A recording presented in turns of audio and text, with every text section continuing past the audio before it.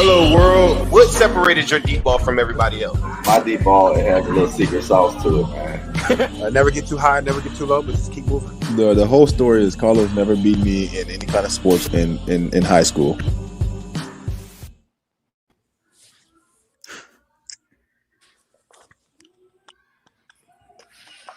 We cannot hear you, Zim. Welcome to the Orange is the New Black, a podcast for diehard Bengals fans. I'm your host, Ace Boogie, joined by my co-host, Zim. Zim, say what's up. Hello, world. How are you guys doing tonight? We have a very, very special guest with us this evening. None other than reporter extraordinaire, Lindsay Patterson. That's the crowd screaming. Lindsay, how are you doing tonight? Talk to the people. I'm good.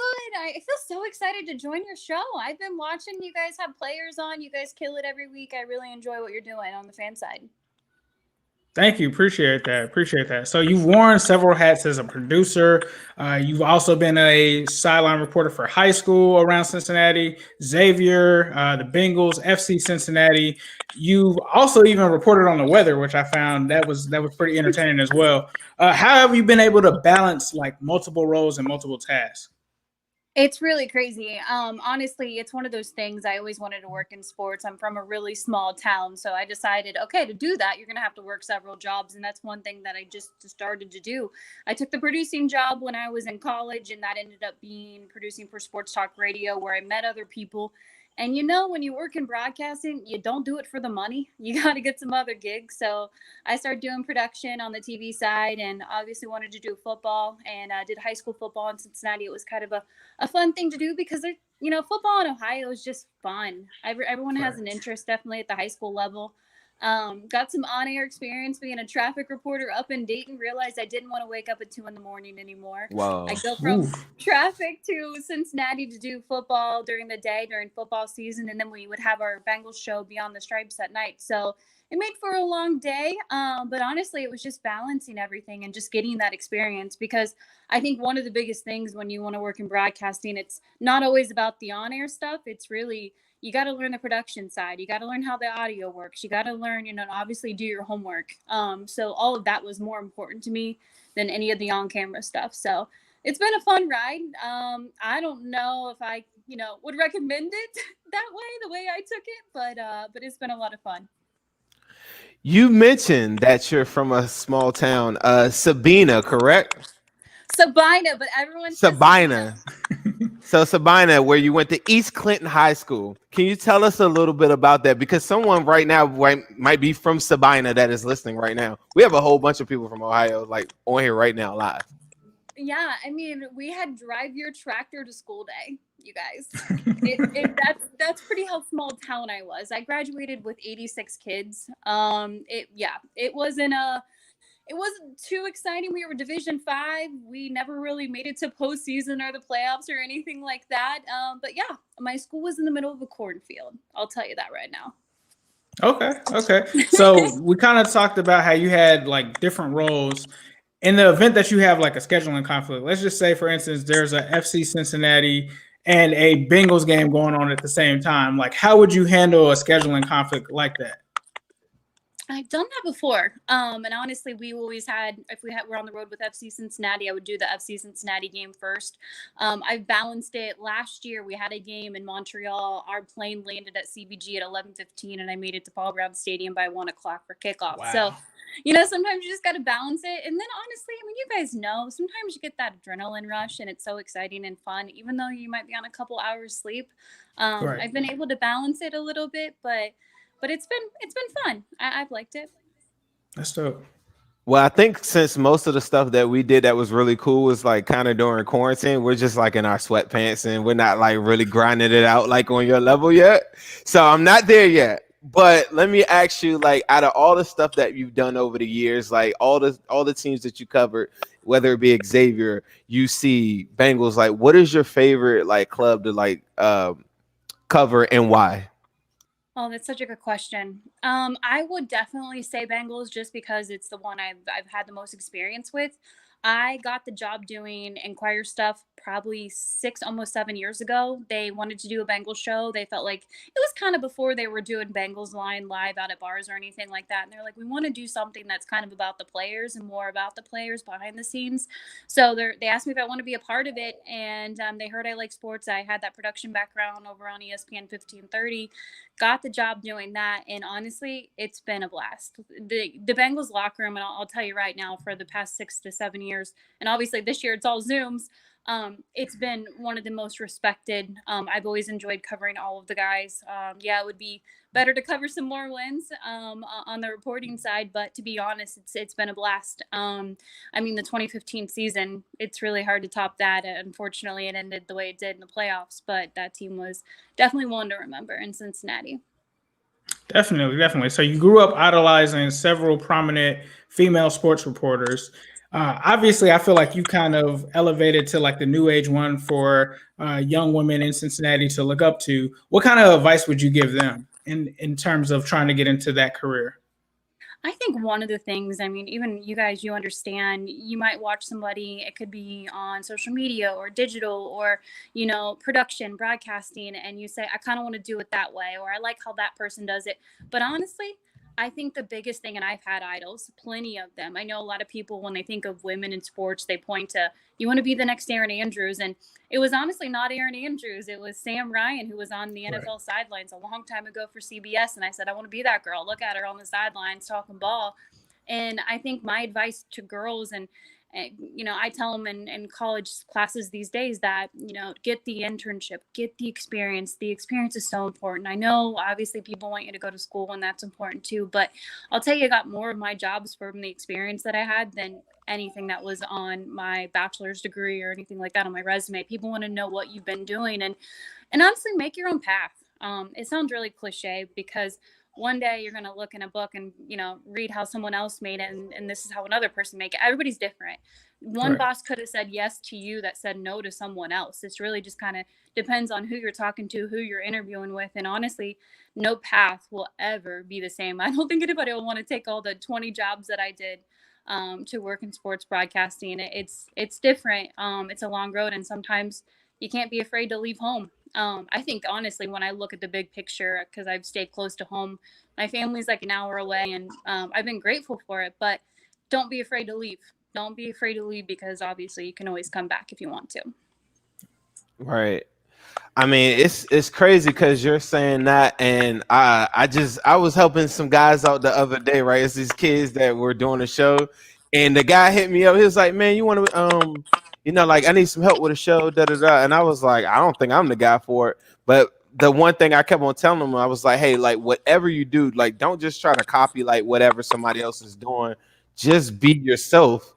And I think one thing that stands out when you talk about Lindsay Patterson, I think it's just like you have your own niche that you've like carved out, and you have your own style that you do stuff. Even when I listen to like your pod on with the Inquirer, like it's just your own style. Do you have like something that you came into the game that you were just thinking like, hey, look, this is something I want to like make sure is very clear to the people? You know like, what? No, that's a good point. That's a good point. I think obviously everybody brings something different. They're a different vibe. And for me personally, I might be, and you guys would see it on social media, I might be too optimistic at times. I'm trying to work on that and be more critical of the team. Obviously, they do that to me. They do that to me. And he's the pessimistic and I'm the optimist every episode. Really? No, I get it all the time. Tyler Dragon, we joke with each other because he's like, you're Miss Positive, and I am. And I try to be more critical. Look, I get the fan base when they're watching this team right now. They're disappointed. They want changes. So I try to understand that too when talking about it. Honestly, my style, I don't know. That's a great question. Maybe I should be working on one because I don't think I have one right now. I feel like that's part of it though. It's like a positive, like everybody, like some people that we work with, it's like, no, I'm gonna keep it real. Some people are like, it's just naturally like it's just positive. And I always call it like you always had a positive vibe, like going into it, whether you thought it was good or bad or not. I don't know. No, it's something I'm working on. I'm working on being a little more critical of the team, obviously. But yeah, I'd say maybe the positive, optimistic side is where I go. So with Kim Ang becoming the first female MLB manager, Katie Blackburn running the Bengals, Jenny Buss bringing the championship to my Lakers, there's a feeling that there's kind of been a push towards an evolution of women into prominent roles in sports. What do you believe that it takes to get more women into more prominent positions within professional sports? I mean, honestly, I just can't wait until we stop saying it's the first one. Right. And I think we're gonna get there. I do. I honestly, and I'll start with Katie Blackburn. I'll say this right now, and you guys might be like, "That's your dream interview."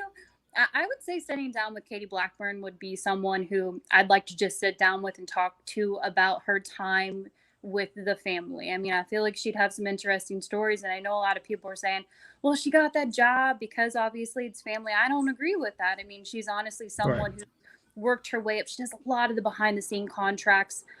Even, the most recent one with Joe Mixon and his extension. She just really is an interesting person in the NFL level. And I talk to people in the NFL and they give her credit and just say what she's really brings to the league is underrated, but she never likes to get credit for it. And obviously we're seeing it at the Major League Baseball level, and we'll continue to see it with different organizations. And I think it's awesome. And really the reason we're going to start to see that is just people taking a chance and realizing this person can do it. And I think Susie Colbert, I use this quote all the time, when asked, you never played in the NFL, you don't know what it's like. And she said, I don't have to get hit by a semi to know it hurts, So Right. I think, it's a little different for women in sports. I'm not going to lie. I will 100% say that when I'm talking about something, I can't mess up. Because if I mess up, people are going to jump on that and be like, she doesn't know what she's talking about. So it's a little more difficult for women in those front office positions, but I mean, it's pretty cool to see because honestly, I'm not sure if you guys have girls at home, but just to tell them they can do whatever, and same for guys too. But it's pretty cool to see. Right. Yeah. Definitely. You know what's so funny though? Like when you're covering it though, as long as somebody's knowledgeable, that thought doesn't really come in my head. The only people that really like get on my nerves, it doesn't matter if they're a guy or a girl, are just people that just running off like random names of guys that don't even play for the team anymore or something like that. But I don't think the average fan, I think now like even like with Doris or whatever, like she's like a GOAT herself to the point where I think more guys even like hearing her call a game because her knowledge on the game, it doesn't bother you. The only time I think it bothers people, I think is like when someone's not knowledgeable. And that could be guy or girl, like in my opinion. But let me ask you this too. Like this season, what were your expectations coming into the Bengals? We're talking Bengals because I know you just got everything. But with the Bengals, like coming into the season, I think I can't speak for Ace, but for myself, I wanted to see progress. I never thought Burrow would be as amazing as he was, and I did think he was going to be really, really good. But did you have any expectations? And then right now, where are you with the team? Like, like just taking your reporter hat off. Like, how do you feel as a fan, like, about the team right now? Right now, that's such a great question. Because my expectations going into the season was 5 or 6 wins. I think, and I know people look at an ACL injury, MCL, and they're going to say, oh man, can this guy come back? Is he going to be the same? And I'm not trying to give you a long answer here, but I'll just say right now, Joe Burrow is a different kind of dude. His football IQ, the way he sees the game, any interaction, of course, that we've had with him, I have no doubt this guy's going to come back better than ever, or the same Joe Burrow that we saw in his rookie year. I think you take that, and I know fans are going to point that you got to overhaul the offensive line. I don't agree with that. I do feel like you got to fix the offensive line, but you still got some studs on there. And yeah, Jonah Williams struggled in this past game. I think how I feel about this team right now is you focus on, you got to win. You got to win these football games. And I know a lot of people will say, oh, Brandon Allen's out there. How are they going to win? I mean, their defense looked a little okay against a bad Giants team. But I think it is about a winning mindset because you have a group, and I put it out on social media this week that said, oh, want to lose so you can get a better draft pick. That mindset is not what you want to keep going with because you go with that every single year. That was the mindset. This is for you, Ace. That was the mindset last year, and that was the mindset prior to that. It worked last year, and it's different when it's different when you're talking about a quarterback. To me, Like when you're talking about a generational talent quarterback, for me, I was all on board with losing. Ace, I'm calling him out because our last episode, he's all on the penny train. So what do you say to somebody that says, okay, there's a generational tackle right here at the number 3 pick. Lindsay, if we win, you're going to lose out. I'll just say this. They're on track to get him. I actually don't see them winning another game. But when you look at it like a mindset, and like you mentioned with Joe Burrow, it worked out for him. And it worked out perfectly for them to get Joe Burrow. But I just feel like winning changes things. You know, we talk about the locker room and the mindset of the locker room, and then obviously with coaching changes. And I know a lot of people aren't buying into Zach Taylor and his staff right now. But the mindset in that locker room is getting some wins together. And look, get a couple wins. They still probably could get the 3 or the 4th pick. But at this very moment, I just don't think you want the mindset of like, keep losing. Keep losing. What does that do? What does that do besides get what people want? I guess, you know, maybe some coaches will get fired or they get the number 3 pick. But I think that mindset, man, it gets to you. And there are players in there that don't feel that way. I'll name one right now, Jesse Bates. And obviously none of them want to lose out or anything like that. He had said something in his media conference last week, and he said it's really going to be telling because they're getting into the cold months. It's December. You got guys coming to the locker room. Obviously, they have nothing to play for. The season's pretty much over. They could try to play spoilers. Their quarterback's out for the season. And he says it's going to be really telling to see who shows up. He's like, that's going to be telling when I look in the locker room. Jesse Bates, a young guy on that defense and a star. And one of the best safeties in the NFL, if not the best safety in the NFL right now. I think you watch that or you listen to that, the locker room of some of the leaders in there, and these guys don't think that way. I mean, they want to win football games, and it's going to be difficult. I mean, it's not going to be easy down the stretch, but I guess my mindset for them or what I think, you know, you would want is for them to get some wins together. And obviously it's not going to do much for them in their record, but it just kind of changes the mindset because winning changes everything. I mean, we know what this city looks like when they're winning. We know what this fan base looks like when they're winning, what the team looks like when they're winning. It's been a long time, and a long time in football years since they started to win. They haven't won a playoff game in 30 years. So, I mean, you got to change that mindset. That's just how I feel about it. And it's not you sound like my morning text to Ace. Like that's what don't I text you that? I'll be like, hey, winning solves everything. Like, but Ace, I know we're interviewing Lindsay. I want you to respond to that because you represent a huge group of people that feel as though that currently losing right now is in our best effort. I get exactly what Lindsay is saying. I think from a player's perspective, the player should never want to lose. You should always want to play to win. You should never give up or anything like that because it's similar to being in a toxic work environment, right? Like if you're going there every day and you're just not getting projects done or it's just a bad work environment, you're going to want to leave. So losing obviously could lead to certain players not wanting to play for the Bengals next year if they're going to be a free agent or something like that. So I totally get where she's coming from that standpoint. I think where I come from my standpoint, is purely about Joe Burrow and kind of protecting the future of this team, just making sure that he is protected. And even if we were to draft Penny, that wouldn't be necessarily replacing Jonah or anything like that. I think you would still slide Jonah over to the other tackle, but it's purely about protecting Joe Burrow. Like if Penny was not there, then I probably wouldn't be campaigning as hard to try to get that pick to seal him, because I'm kind of scared about Jacksonville because they're kind of a wild card right now, especially with them moving on from their GM. If they were to, say, for instance, trade for a quarterback, then they could just take Penny if they wanted to, and then we'd kind of be sitting there kind of trying to figure out what we're going to do. But I think most people are just really thinking about Joe Burrow and how to protect him, and I think a lot of people are upset because he was injured and hit so many times that we just don't want to see that going forward. And that's fair. That's honestly fair. And I think one of the things about the offensive line, and you hear it on social media, and everyone's like, you got to get that offensive line has to go. And I think you guys would agree with me. There's some guys on the offensive line. Like you said, you can move Jonah Williams over. I think their biggest problem, and I know a lot of people want to point at Bobby Hart. Look, they can move on from Bobby Hart, and that might work out in the draft. It's their guard play. I mean, if Spain can work out for them, they sign Spain again in the offseason, bring him back for 2021, and you find a legit right guard.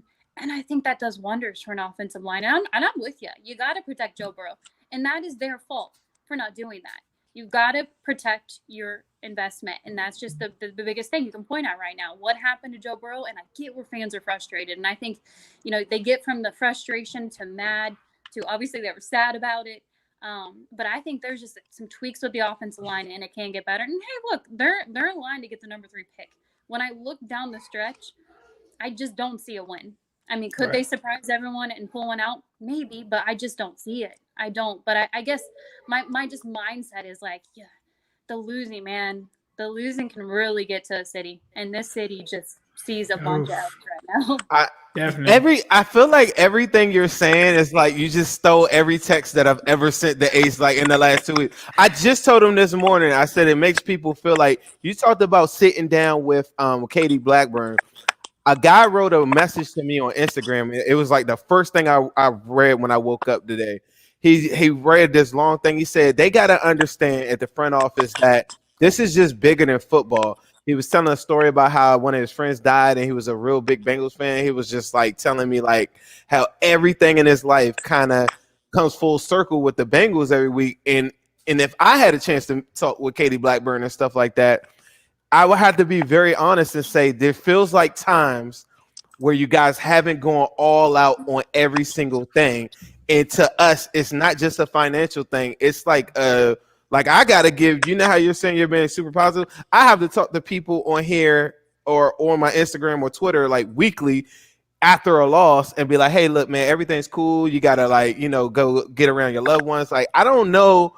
I think they realize that, but just with your brief experiences and stuff with maybe some of the people in the front office, do you think they care about like how we feel? Or is it more like this is just a business that they're just trying to run and make it like stay afloat? It's not a popular opinion, but I will say this from people who have had experience working in the front office with the Brown family. They want to win. Mike Brown wants to win. I know that some people look at it and say, well, if he wanted to win, he would have done this. I honestly believe that. But one of the biggest things they have to do, what they just did this past offseason when they spent money, they got to keep spending money. They got to spend obviously what they can, but they can't stop. They can't stop being active in free agency. You got to hit your drafts because you look at what they did. It's all unfortunate because you have DJ Reader, Trey Waynes. I mean, half the guys you spent money on, they're not even playing right now. And that's just bad luck. That's just bad luck. But you can't look at that and just say, we can't do that again. Look what happened when we spent money in free agency. They got to do it. And that's one of my fears.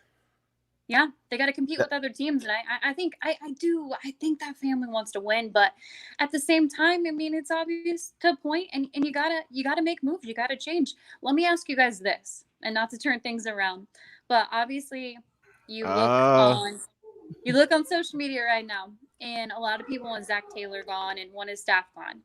What if they go into 2021? They might get 1, maybe 2 more wins. They keep Zach Taylor, but they have a shakeup with some of the staff. How do you think that would go over? I think it would go over pretty well for me. It kind of depends on who they go and get. But the guys that I think most people, and that's a great segment for a question I have for you. But a lot of the guys that people attach with just bring a brand new coach, they're not going to want to come here as coordinators. So like the Joe Brady's, Eric Bieniemy's of the world, people like that, they're not going to want to come here as a coach. So I don't know like where he comes in. Like even I heard the offensive coordinator for the Bills. Like I don't know, Ace, how do you feel about it? I don't think the fan base would be satisfied with it unless it was like a guy that they just really went crazy this year in college football or even the NFL, and they somehow got him to come here as an offensive coordinator or a defensive coordinator, which I just don't see like anybody elevating. I mean, most of those guys are trying to elevate, not trying to stay at the same lane. I think it's hard for me to say. I think that's probably that's probably what's going to happen. I think most people are going to want Zach out of there and stuff like that. But I think what's really going to happen is there actually would just be a changing of the guard at the offensive coordinator position, possibly the offensive line, maybe the defensive coordinator. But I think the Bengals kind of have developed this reputation from a front office standpoint where they kind of drag their feet on addressing problems, right? So say, for instance, with Marvin Lewis, they felt like a lot of fans felt like they kind of drove or like kind of kind of just took a long time with that. The AJ McCarron trade, they kind of drew that out. The Andy Dalton trade, they didn't trade him. They kind of let him just kind of go to the point where it kind of didn't benefit them long term. I think that we'll see a similar thing with this, because I think when you hear Zach speak, he says all the right things. It's honestly, I think his fault is being too loyal to some of the guys on his staff, which I understand, because those are guys that he came up, in the trenches with in Miami and, through Texas A&M and things like that. So that's understandable. But I think it'll still be a tough sell to some fans if Zach Taylor is there. And then I think Malik Wright said something interesting the other night on our podcast, and he said something like, if other NFL teams, which we did kind of see this when Zach came in, there weren't people really signing up to jump on the staff. If other NFL coaches know that he's on thin ice, let's say, for instance, he's won 4 games in 2 seasons, they may not be willing to take that job because they don't know how quick he could be out the door. Like if the Bengals were to start out 0-6 the next season, then they would probably have to kind of balance that. So I think that is probably the most realistic thing that will happen is Zach Taylor stays, they switch out the staff. And if those offensive coordinators, offensive line coaches, and defensive coaches work and they get people to buy into the system more congruent around the players, then I think that it can work. But I think that you're still going to have, when Bengals fans see that, they're going to have a bad reaction if they have to look into year 3. And one thing I wanted to talk to you about, and I wanted to pull it up, Lindsay. You had brought light to this, and a lot of fans don't know this or they don't think about it. Is that Bengals currently have $45 million worth of injured reserve cap players right now on the team, which is 4th in the NFL. So you had brought that up, and I just wanted to make sure people understood how many people are currently on the injured reserve that the Bengals went out and paid a lot of money to. Yeah, I think that's something to look at. But honestly, that they can't stop. They've got to do what they can this offseason, spend the money that they can. Obviously, extend the guys they should. I think you look at a guy like Carl Lawson. I know there's arguments to bring William Jackson III and extend him too. I think those are big decisions you have to make. What if that right guard is available in free agency? Those are extremely important too when you look at the offensive line. So I think you guys, and I've said it before, and obviously you guys knew this time last year in December and January, all the way leading up to draft, how exciting it was for the fan base leading up to the number 1 pick. I think this is one of their biggest off seasons in a really long time, because you got the Joe Burrow rehab, you got extensions, who you're going to extend, where you're spending money. And maybe there's some coaching changes, but I think it's going to get really different in Cincinnati as far as some of the changes they have to make on the roster and maybe with the coaching staff. But I don't know, man. Watching nothing happen, and I'm completely wrong. Yeah, I'm with you on that, because I have several attachments to certain players and stuff that we kind of grew up with. And one thing that a nugget that I found is that I believe it's you attended it, James Rapine, and me all attended that Bengals game back in 2000 when Corey Dillon broke the single game rushing record against the Broncos. What was it about that, that made you, in a sense, a Bengals fan? Because for me, that was one of my first attachments with the team, and I kind of came into this Bengals thing on the losing side. So I was kind of used to the Dick LeBeau eras and stuff like that. That actually made me love the team even more, because I watched where they started at and where they got to. So obviously I didn't get to see the 88 Super Bowls and all of that. I didn't really get to see many of the highs until 2005. But what was it about this Bengals team that made you want to be a fan early on? I'll say that my parents have been season tickets since before I was born. They went to the Super Bowl and all of that stuff, and I heard all those stories and how heartbreaking that was. But the Corey Dillon game, I have 2 older brothers, and none of them wanted to go to that game because the Bengals were brutal and not winning any football games that year. So my dad's like, "You want to go to the game?" And I was like, "Sure." I was a kid in school. Go to the game with my dad all day. We'll go tailgate. We'll have hot dogs. We'll watch it. I've never been to an NFL stadium before. I went, and of course, it was an unbelievable day. I'll remember, and of course, you see the pictures in the video, but it was on the video board when they just drenched him with Gatorade after that game, and I thought, this is cool. The crowd seemed pumped. I knew right then, I was going to love football. But if you guys ever watched Remember the Titans, I was like that girl that was with her dad at football practice. He was a football coach. I would hang out with the boys. I was the water girl. when I was a kid. So it's just been, I'm a nerd when it comes to football, and I knew right then that was something I wanted to stick with. Yeah, the crazy part about that is I was at that game too. I was excited. I never knew until I think Jeff Hobson said that was the first win in Paul Brown Stadium. I had no idea. I was excited and everything after the game, but I never knew that it was the first win in Paul Brown Stadium. I had no clue either, honestly. But he did a great piece on that a couple years ago. I really enjoyed it. Yeah. Right. Like, do you? I want to flash forward back to this season again, though, really quick. Like one of the things that kind of bothers me is, I know you've covered AJ and stuff before. What do you think is going on there with AJ Green? Look, I think AJ Green still has something left in the tank. But AJ Green has been honest. And honestly, he's been honest for the last 2 years. He wanted to come back last year. He was dealing with a nagging injury. I still think it's a mental thing. He had talked about it, the first couple of weeks. There's just something, yes, when he goes out there, he doesn't want to think he's getting hurt again. Obviously a new offense, getting used to that. And then, that chemistry he was building with Joe Burrow, because him and Joe Burrow, they would come in on off days on Tuesdays and work together and get those reps in. The hard work is there. He was putting that in. But I think it's honestly just it's a mind game right now for AJ Green. And it's kind of unfortunate, you guys, because he's obviously battled so many injuries in his career in Cincinnati, and he's had some special moments. But, I mean, if you're realistic, this is probably his last year in Cincinnati, and for it to go out the way it is, never won a playoff game and just an all-pro professional. But I honestly think it's more of a mind game with AJ right now. Right. So switching gears, I was listening to one of the interviews that you did, and it said that you kind of stopped watching the NBA after kind of the Jordan and AI era. What was it about the NBA that changed? Because you're not the only first person that I've heard say that. So what about the NBA kind of changed for you to not have as much interest as that Jordan and AI era? Okay, I'm going to get so many bandwagon vibes right now because I started to jump back in it with the Golden State Warriors. I like Steph Curry. I really do. It's not popular because everyone loves LeBron James and when he was in Cleveland and all that stuff and what he's doing with the Lakers. But I kind of got back into it. I kind of like the super team stuff, and I know it's not popular.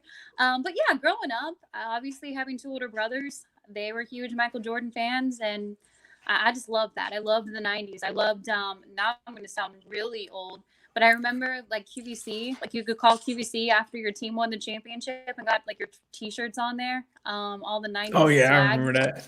Yeah. But yeah, no, I kind of just jump back and forth. If Cincinnati had an NBA team, I'd be all about it.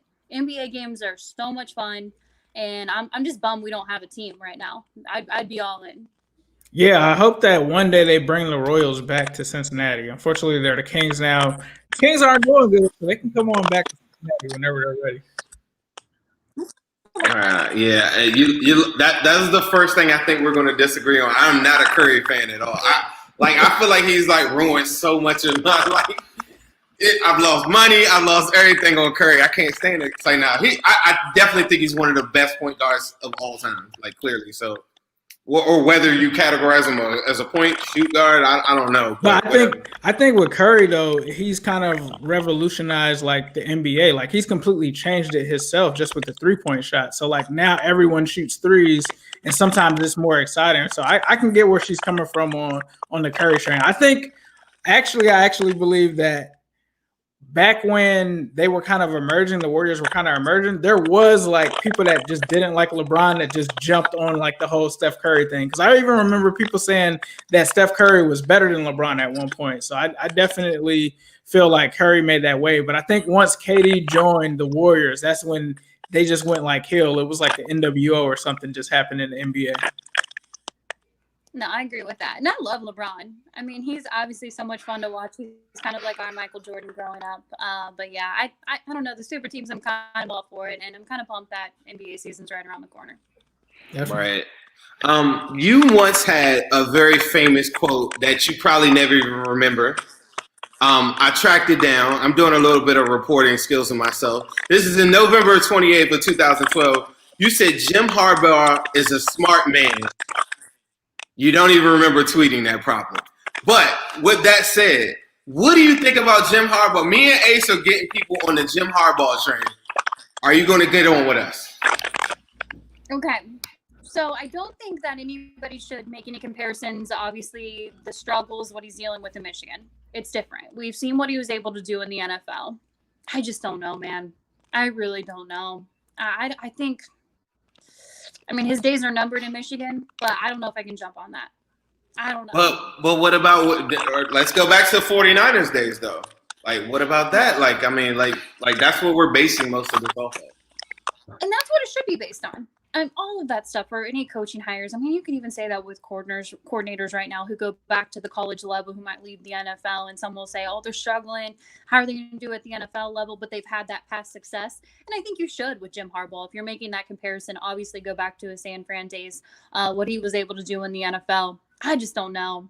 I don't know. I mean, honestly, give me your top 5 coaches next year in the NFL that are available right now going into next year. I mean, if I'm going by the book, Joe Brady's name is going to come up. Eric Bieniemy's name is going to come up. Harbaugh's name is going to come up. The offensive coordinator for the Bills and then the defensive coordinator, what's his name, for 49ers. Those are like the top 5 that I think are going to be on like the hot list. Am I missing somebody? Who's the guy that coached Baker Mayfield and Kyler Murray? He has like a system in college. Lincoln Riley. I think is going to be another big name, but it just kind of depends. I don't know. I don't want them to take a chance this time. If Zach is relieved of his duties at some point, I don't want them to take a chance on someone that they're basing it on potential. I want somebody that's going to be. It doesn't have to be like some old fart that is like so out of touch with the young dudes on our team or something like that. But it's got to be somebody that's super relatable, has a history and some kind of ties to Ohio a little bit. That's why I like the Eric Bieniemy thing. They said the interview didn't go well. That's why I kind of like the Harbaugh thing. I feel like people that have vested interest in Ohio and then mixing that with like they're not too old, 40s, 50, I think the only reason I like the Harbaugh one. I just don't think that he's a good match for the front office, especially since he kind of got into it with the front office in San Francisco. But I really like the Eric Bieniemy one. And Zim, you already know, like when we first talked about the Bengals looking into the hiring, he was one of our top guys. For me, the reason was that he was a former player. So it was about kind of establishing that culture, getting someone who played for the Bengals, a former player, to come back. And I felt like that would also result in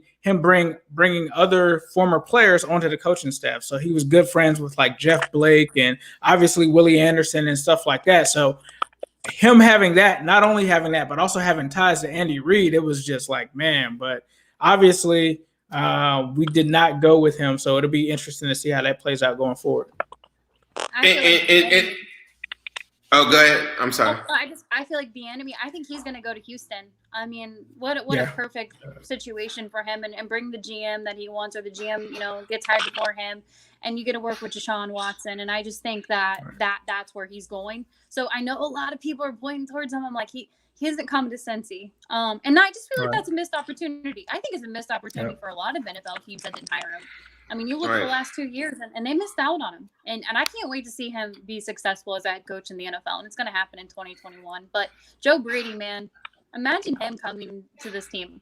and the people that are talking about Jamar Chase coming here too, instead of like Penny, like Joe Brady. Like I just think like for 3 weeks of this NFL season, our offense was so fun to watch. And that was one thing that I preached in the all season is like, even if we lose games, if we could go back to scoring some points, like 30 points a game or something, the average fan is going to like be like all on board. And they were coming off of that Titans game, like win, lose, or draw. If the offense is humming like that, and you come in here with Joe Brady, see, that's a different animal to me. Like if somebody's coming in with their own philosophy, their own style, they're already cool with Joe Burrow, they already got their guys, and they can come and get this thing clicking like that, and then you trust them to pick the best defensive coordinator, or you get the defensive coordinator later, or you figure it out on the fly.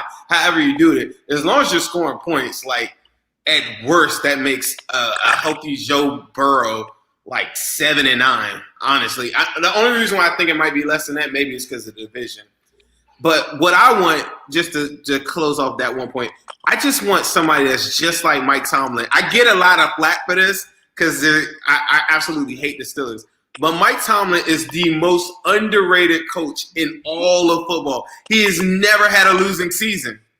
Everybody gives Andy Reid a lot of kudos for stuff. Mike Tomlin's got rings. He's never had a losing season. And I know we hate the Steelers, but that guy is very relatable to his players. He moves and he adapts on the fly. And they can say he's crazy for making bad decisions, but he always wins no matter what. Well, you just said that, and I feel like last year was one of his best coaching years. And we talk about the mindset of like a roster being depleted and what he was able to do with that team with all the injuries he was facing. I feel like he had one of his best years last season, and I think that's something that you look at, you can admire, and say that's how you want your team's mindset to be. And credit to Mike Tomlin for doing that. Definitely. So you've had segments where you've had lunch with coaches at First Watch. You've had Beyond the Stripes. What was your favorite segment that you may have been involved in or produced? I'll go with it's an easy one. We talked about it. Corey Dillon, talking to him into staying. He came to town for the Bengals 50th anniversary. Former players were coming to some of the games, and I had got his number from somebody who said, here's his phone number. I'm like, he's never going to listen or he's never going to answer. And I explained to him, hey, look, we have a show on Tuesday nights. We'll get you set up in a hotel if you stay one extra night in Cincinnati and join us. Getting to have him on the show was really cool because, look, Corey Dillon could look at his time in Cincinnati. He could have come back to Cincinnati and showed them his Super Bowl ring and said, look what I was able to do when I left you. In the organization, and just kind of learning, his mindset of when he played for the Patriots, but he didn't. He has tried to fix that relationship with Cincinnati, and I just think that's really admirable, like what he was able to do, go off and find some wins, what he deserved. He made this team exciting when he was here, even though, a lot of losing records, and I think getting to talk to him about that and how different it was playing for Belichick, obviously, and playing in Cincinnati was really cool. Because I don't obviously know if I'd ever get to interview him again, and just having him there on set was cool to talk about. No, that's a dope full circle moment from going to the game where he breaks the record to interviewing him is pretty dope. So, Lindsay, now that we got to this point in the show, I want to go into a speed round type of deal where I can ask you questions that people have been writing this whole time. I have been reading the comments, people. I apologize for the feedback. I do not know where it's coming from. Sometimes it's more than others. I don't know. We'll work that out. But I do want to be able to go through the speed round. Are you ready for this? I'm ready. All right. So we got to answer these as fast as you can. Someone says G Unit 3 says Joe Brady or Eric Bieniemy. I'd go Eric Bieniemy. Okay. Joe Brady could be another Taylor. Do you believe that? JoJo Mojo says that. Possibly, because I think you look at the offensive mindset, and it's a young guy, and a lot of people thought that with Zach Taylor when they hired him. So I think you could do that with Joe Brady too. This is a thought that someone says. I'm still speechless that Zach only has 2 games going on 2 years. You hate to see it. You don't seem too critical on Zach. Do you still believe in Zach? That's tough. Do I believe in him? I don't know. I mean, I think your record speaks for itself. You had 2 wins last year, 2 wins right now, and it's high. That's not good enough. Obviously, I'm not breaking any news here. I don't know if I believe in him, but I will say, and I know a lot of people want to point at players just saying that because it's a media press conference.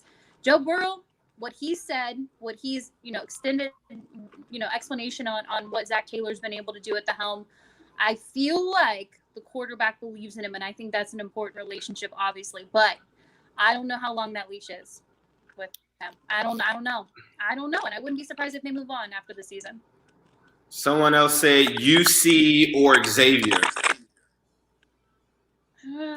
I love both. I worked with both. Okay. I'll go on Sunday's game. I'll go UC on Sunday. They have a crosstown shootout. Okay. Cincinnati kid said, ask Lindsay who is the best Cincinnati high school football team. I don't know. Oh my gosh, that's tough. Paying attention to high school football. I covered a lot of St. X games, so maybe I'll just point to St. X right now. But I haven't been paying close enough attention to high school football this year. Were you covering them when Luke Kuechly was there? Like, have you ever? I know you said that a ton of the prospects around Cincinnati have gone to D1 schools. Has it ever been anyone that's gotten to the NFL that you kind of brushed shoulders with during high school when you were reporting on them, and now they are like some major star in the NFL? I mean, Joe Burrow doing his game 6 years ago was pretty cool when he was the Athens quarterback and he had bleach blonde hair, and I thought it was cool that he was going to Ohio State. So I'll say Joe Burrow getting to do his high school game. That's dope. Somebody else said they like Urban Meyer or Jack Del Rio. You like those? Urban Meyer. Okay. I'm going Urban. Doesn't he have health conditions and stuff too, though? Like where he he shouldn't be doing a lot of stuff with his heart and stuff. He does, and maybe taking a couple years has helped him, get healthy. So we'll see what happens there, but I don't think it's over for Urban Meyer when it comes to getting back on the sideline. Someone, Cincinnati kid said you should have said Moeller is the answer. for that. I thought she was though. I don't know. I saw a couple questions that I think we kind of answered. Somebody else said, "Do you think the Steelers are dirty?" No. That I know it's like the Steelers get all the calls, and you could even point to the game this afternoon where that wasn't a first down and they called it a first down. I don't want to talk about that game. I don't think they are. I think that I don't know. Their hits are sometimes not flagged. A couple people in here said me and Ace should be coached. Would you entertain the idea of me and Ace coming into Paul Brown Stadium and making some decisions in there? Only if you guys did like live interviews during the games. I'd like some like live interviews. I think that would be fun. It's 2021 next year. Maybe change it up a little bit. Only if you guys were going live too. Are you gonna hook us up with that? Because we could do the Beyond the Strikes. I could have that thing turned like you've never seen before. I'm telling you, the fan base, what you guys are doing is cooler than what we're doing. I mean, I'm trying to keep up with you guys. So I have no doubt you can do this. All right. You've been very, very generous with your time. I really, really appreciate everything. Ace, did you have any more questions? I know you had a bunch of stuff. If you had any more questions, I feel like she got past the speed round really, really easy. Nobody asked her anything really, really tough. Even that was just that good. All I will say is if there is a Cincinnati Broadcasting Hall of Fame, Lindsay needs to be a part of it. She's literally been a part of this media for so long at every level too, like high school, college, pros. So we got to get her in there when it's all said and done for sure. But Lindsay, thank you for joining us. We truly appreciate it. You guys are awesome. I look forward to more of your interviews. Keep killing it. And you guys are rock stars. Can you tell everybody where they could find you at and, like whether it be Twitter or where they can check out the pod? Yeah, we have the Bengals Beat podcast. We try to get 2 episodes out a week over on Apple, Spotify. You can find it over there. Also, Twitter, LNDS Patterson. So I tweet a lot of game day stuff. So check it out. All right. Well, thank you guys for listening to the Orange is the New Black podcast. And we're going to have to leave you with a Who Dey. Hello, world. What separated your deep ball from everybody else? My deep ball, it has a little secret sauce to it, man. Never get too high, never get too low, but just keep moving. The whole story is Carlos never beat me in any kind of sport.